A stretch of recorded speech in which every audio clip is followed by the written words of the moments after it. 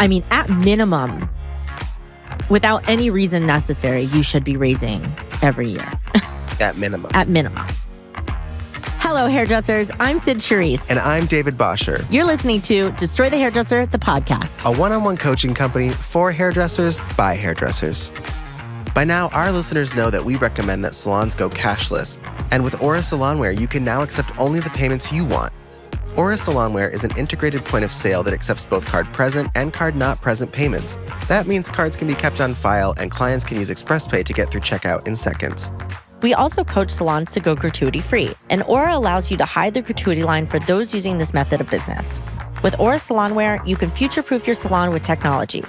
If you are interested in this type of profit maximization, visit aurasalonware.com/DTH to receive special discounts and promos. Do you know what your hair color is costing your business? Well, SalonScale does. Discover how SalonScale's cost-saving technology can save your business money. Their mobile app and Bluetooth scale accurately calculate the cost of hair color usage. It records formulas, tracks product usage in real time, helps manage expenses, reduce waste, and boosts profit. We want to give all of our listeners 10% off their first year of SalonScale by visiting salonscale.com/DTH. And for our current students in our one-on-one coaching program, you will receive 25% off all team and solo annual plans. Ask your coach for details to redeem. I don't know about you, but do you ever feel like we Yes. repeat ourselves? Oh, yeah. Sometimes I'm like, why would What if you just repeated that sentence? Or do you ever feel like we just repeat I ourselves? think there's a glitch. So whenever we do recordings for shows, we're always trying to come up with content and ideas, and we get a lot of our ideas from comments or messages and things like that. But what's so funny to me is that no matter how many times we talk about a topic, it's always requested again. Always requested again. We're still talking about it. And I expect that to one degree, but like, at what point are we as an industry going to talk about raising prices? I hate even the sentence "raise your prices," which has now just become a word. Mm-hmm. Raise your price. Oops, sorry. Raise your prices is a word. Mm-hmm. It means That's nothing. now ignored. It means nothing. Yeah. It's like it's lost its punch. Yeah, because we talk about it all the time because we know the importance of it. Well, I think that's why going hourly became popular. I don't think it was just about. I don't think, besides it being the best way to charge, mm-hmm. I think going hourly was a new way for people to think about raising their prices. Mm-hmm. But we didn't say raise your prices; we said go hourly. Yeah, going hourly, which allowed them to rethink the whole process. And with hourly, I think it's easier to increase your rate because it's the only way you can make more money. Mm-hmm. Whereas when you do like a la carte pricing and all that, you're like, oh, well, I can add on and I can do more services or whatever. Like you think you can do more work to get more money. There's also value in your time for it. So like people are like, the conversation changes. Like I value myself as being or costing this much for my time. And clients see that too. Clients, not all clients, but a lot of clients are like, yes. Versus if you're like, oh, I'm raising the price of a toner. I'm raising the price of a partial. Yeah, not as valuable. It's not as valuable. They're like, why? They don't see the value in that, even though you need to because of costs. Every reason possible. But I think with hourly pricing, there's this mentality of like, there's empowerment in raising your prices because you are showcasing to the world, like you said, how you see and value yourself. Mm-hmm. So if you have a high hourly rate, you're signaling to the world your own level of confidence, expertise and self-respect. And if it feels too low, that will wear on you too in a good way. That will get you to grow and move forward and increase. So raising your prices is kind of a icky, it's kind of like red flag. Like the verbiage. The verbiage. I'm like, no, it's not. No, like but red flag to me is like, it. I'm done. If I stop saying red flag, I'm so done with it. Red light. Red light. Kind of like normalize. Mm. You used it recently, and I was like, if I normalize one more thing, I'm going to kill myself. but it's raise your prices is kind of like in that category of like, it's 2024. Things we don't want to say anymore. We need to be beyond this conversation. We shouldn't have to remind. I want to put this into perspective. And it is hard because our audience only knows this world. But outside of our world, if you were to work at a job for 15 years and still be making close to, if not the same price that you were making the first 5 years, it's insane to me. Like that doesn't happen in other industries. My partner gets an increase every year. Yeah. Some people get 6 months every quarter. Right. So it's crazy to me when people get so upset about, I mean, at minimum, without any reason necessary, you should be raising every year. At minimum. At minimum. And that's like, you haven't taken education, you haven't done anything. Like, it just should be happening. The longer you're in this industry, the more you should be making more money. The thing about like education is clients don't care about your education. And there's some people out there that take education constantly, thousands and thousands of dollars worth, and still aren't making charging enough for it. Yeah, charging enough, or even paving ways. Like, what would make you raise your prices? Because I want to. I need to make more money. Let me rephrase. When you were just starting out in the industry. Oh, okay. Like what? I would do it annually. You would do it annually? Yeah, because it was... And you'd wait for your boss to tell you what it was? No, it was just kind of... our boss was lackadaisical. So she was like, whatever. She wouldn't fight us too much. And especially because we would do it every year, it wasn't a big deal. But it was almost like the easy way out because people expect us to raise our prices in the new year. So it was like, oh, well, I can get away with it. No one's going to question it. It's the new year. We always announce it in the holidays. It was also a way to get people to come into the holidays like, we're raising prices and I think the best time to raise your prices is December 1st. Mm-hmm. I agree. During the holidays. Yeah, well, exactly. Now they don't really exist anymore, but when we talked about this pre-COVID of like, why aren't we raising our prices like October 1st, November 1st? Why aren't we doing it in quarter 4 and getting it and being done with it, Yeah, I think about... If that was the busy season, why not utilize that? I think about when I was younger and I was just starting out in hair, everything was really based on benchmarking, and... A lot of the industry still is, very much. Most of it is, which I always forget.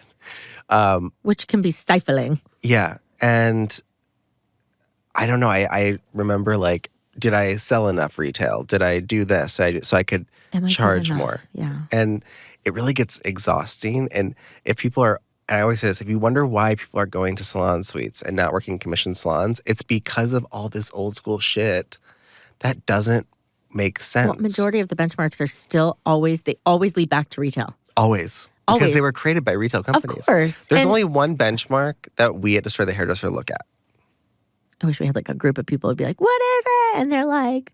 Retention. Yeah, retention. We look at I almost said proactivity. I'm burnout. I mean, we do look at that. We just don't have a benchmark for it. Retention is the number one benchmark and the only benchmark that we look at, because with retention, all things are answered. All things are possible. Through retention. Wait, what did I say? Through retention, all things are possible. But it's true. I mean, retention means that people are coming back. And if people are coming back, that means money is coming in. Mm-hmm. If money is coming in, that means people can raise their price. You know what I mean? Like, it also means new people are coming in. Yes. So if the traffic is there, the cars are moving. I don't know. The what? The cars are moving. But I said if cars. If the traffic is there, the cars are moving? I don't know. It's actually the opposite. The traffic's there, the cars aren't moving. Not in my world, okay? But also, I will say, a lot of stylists still do the annual, it's the new year thing, which we got to drop because it doesn't matter anymore. But also, they're raising like $5. Oh my gosh. And the $5 raise, or I hear this too, we just raised everyone's prices by $5 across the board. Mm-hmm. I'm like, listen, that's the bare minimum. It's not even a bare minimum. It's not even a $5. That's my coffee. Yeah. My coffee's $5. I think when you give your team, I'm going to use this as an example, I'm going to call her out. When you give your team the freedom to create their own pricing, Coach Kate encouraged her team, was like, at minimum, you're all raising your prices $5. And a majority of them were like, can I raise more? Right. And she was like, yeah, that's the point. And how beautiful is that? Because it wasn't like we're all doing this together. It was like, I'm sick of your shit. You all deserve a price raise. And then because of everything that she teaches within her I salon. love DTH salons. I know. love Kate. They were like, well, can I go higher? And Only in that DTH was the salons point. is your boss like, everyone's making more money this year. I've had enough. I've had enough of it. I've had enough of you all undercharging and making less money for yourselves. And a lot of them have grown immensely this year, you know, like in sense of like. I want to be very clear about something. If you charge too little, there are a group of people, myself included, that will not go to you because you charge too little. Yeah. There's this belief in the service industry in general. Especially when you're looking at their work and then you're seeing their price and you're going, what's the disconnect? Something's freaking me out. Yeah. But there's this like whole idea that, okay, if you charge less when you start, then you can charge more as you go. That is a really bad way to actually build a book because what you're doing, let's say I start at $60 an hour, the people that can afford that, but I want to be at 100, I really want to be at 100, there's a lot of shifts for that. You're going to lose clients every time you raise. It's natural. But if I just start off at 100, where you start off is what you're signaling. And I learned this from doing a lot of celebrity work or print work. You've learned this too. Mm-hmm. If I charged too I love little. that you said signaling. Yeah, if I charged too little, it signaled to that industry, the celebrity industry, the print industry, that like I didn't know what I was doing. Mm-hmm. And it was almost like I had to charge more to get the job. Yeah.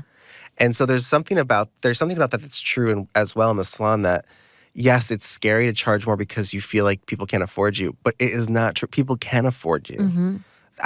All those girls that can't afford you went to the Taylor Swift concert. How much was that ticket? Oh my God. Yeah. The Beyonce concert. How much was that ticket? Yeah. Like when people say they can't afford you, what they're saying is you're not a priority and you're not worth it to them. But that has nothing to do with what you should be charging. That has to do with how they view hair. Yeah. And I think, I don't know, I just, learning from the celebrity world that, like I said before, signaling to everyone around you what you charge does all the talking. Mm-hmm.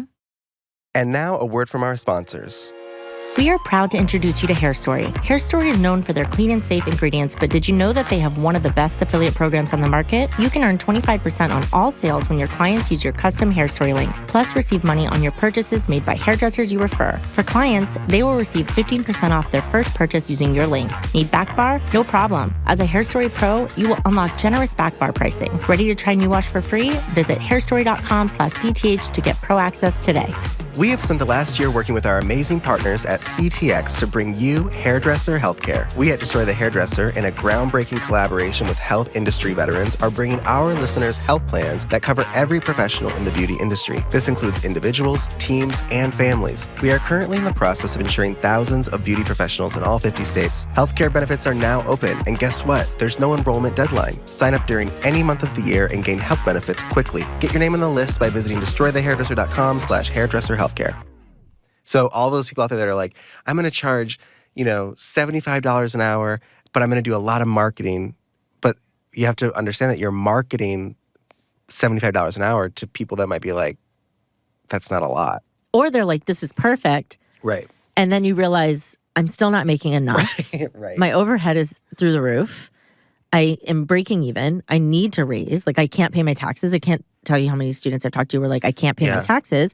Okay, that's a problem. So you're living beyond your means. Your expenses are too high. Like, what are we doing?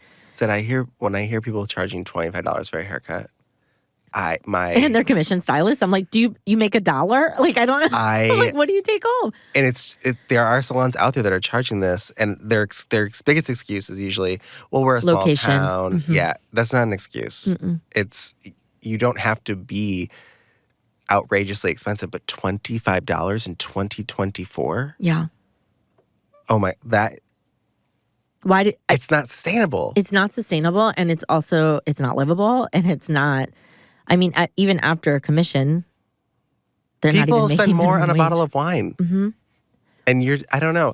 If you're out there and you're charging very little, it's scary. It's scary. It really is. And it's going to be uncomfortable. And you're going to have some asshole tell you you're not worth that. And you're going to have someone say, well, then I'm leaving you. Again, if you listen to our episode earlier this year about red light, green light, it's all going to make sense. But at the same time, it's okay. I think where people get really trapped is the emotions of it, of like they don't want to lose these people because they're their friends, they're their family, they're, and it's like, no, this is your job. Yeah. And we're moving up and I'm getting a price raise and you're either in it or you're not. And I can make recommendations to another stylist in our community. Or we can, maybe instead of every 8 weeks, you come every 12 weeks. There's so many solutions to it. When every time I've raised my prices, I've lost people, but I've lost a lot less people than I thought I was going to lose. Yeah. And You gain people. I gained people and I made adjustments. Like my client was like, I can't afford this. And I'm like, okay, well, what if you don't come as often? Or maybe we switch it up how we do it. And I would make a solution. And My they would favorite be like, I is love it. when they say they can't afford it, they go somewhere else and they come back and all of a sudden they can afford it. No, they come back and their hair was not. That's what I mean. And I'm like, They got their hair and now I have fucked up. to charge them triple because I got to fix it. They got their hair fucked up and they're like, oh, I guess it is better just to pay you. It's like, that's why when people say I can't afford it, you don't need to buy into that. It is not true. It's very rare. By the way, when someone can't afford something, they don't say I can't afford it. Yeah. People that can afford things that they don't think it's valuable, those are the people that say I can't afford it. People that really can't afford something don't say that. They're not getting haircuts. They just don't go to that person. Or they just say, thank you. Oh, that's great. Congratulations. But the idea that, I don't know, if I can't afford something, I don't go, wow, I can't afford that. It's not real. I also think that there is a lot more hairdressers around you in your community than you think or know. Like really, Almost too many. If I asked someone how many hairdressers work in a 10-mile radius, they couldn't give me a number. But it's probably way more than they assume. Which If means you could throw a wet cat and hit a hairdresser in about any 2-mile radius. Also, what's missing is that they're not realizing that along all of those hairdressers are multiple different price points. Therefore, the community is always set up with options. But just because you want to be with a certain hairdresser doesn't mean that they're in your price range. And that is unfortunate, but that hairdresser has invested so much time, energy, money, knowledge into expanding their craft, and that's okay. I had someone I knew that got out of hair school and they charged like $150 right out of hair school. And I was like, do it. Yeah. And guess what? They're fine. Mm-hmm. They're making money because they never signaled for a minute to people that were going to pay less than that. There are people out there that are charging $800 an hour Yeah, I and worked for them. Jacking people's hair up. So it's not always about expertise as well. No. Someone might love those haircuts and someone might think it's the worst one. And that's the thing is like you can't put a price on that. Find the people that want to go to you and pay your price. It's that simple. This is how you know. Who's your favorite celebrity? I have so many. I can't even. Let's say Taylor Swift. Sure. Okay. If you could pay for Taylor Swift to cut your hair, even though she's not a hairdresser, would you pay money? Would you pay money for Taylor Swift to like cut your hair or style your hair or whatever? It's a hard question because I'm trying to get in that imagination. Okay, let's not say cut. Let's say you have the opportunity for Taylor Swift to do your hair, play with it, style it, do whatever, weird. Massage your head. Would you pay more than what you pay a normal person? Probably. I mean, to hang out with her? That's my point. Yeah. That's how you know it's not about the I don't service. really want her to massage my head. Now it's getting weird, but So you'd be like, that's true. whatever. My point with that is that you're not, people aren't paying for the haircut. They're paying For you. Yeah. And they're paying for your time. You would be paying for that time with that celebrity. That's why like celebrity hairdressers, I know, you and I know a lot of celebrity hairdressers that are shit at their job. But that's not why they're being paid. No. I know celebrity hairdressers that can do one thing, really good at one thing, and then don't ask them to do anything else. Yeah. But that's not why they get paid. They get paid because they're sought out. That's why we have those iconic haircuts, because they created it. And that's all they can do. That's what I just want to be known for one thing and be done. Same. Like Meg Ryan, the Rachel. Come on. Like, yeah. I read a thing that the guy, I can't remember, that I'm going to get torn apart for this. I can't remember who did the Rachel cut. But I read an article that he was like high the whole time. I just read that. And does not recall doesn't recall creating that haircut. I mean, if anybody watched Friends season 1, I mean, it's hacky. It is a little hacky. But it was that. everybody wanted it. So that's just the point. It's like, let's not put all this emotion and so much weight on the price raise. You might raise your prices and nothing happens. Right. Except you make more money. Right. And I have never talked to a student where they raised their prices and went, oh, that wasn't as bad as I thought it was going to be. And they probably lost clients that they needed to fire anyways. Yeah, I've never met someone who said I lost all my clients. I've only met people that have gained clients or no one left. Mm-hmm. And they go, I should have done more. Is that what you just said? I should have done more. Yep, that's what it is. Next time on Destroy the Hairdresser, the podcast. The problem is not that there aren't solutions. The problem is that it's hard to stick to the solution.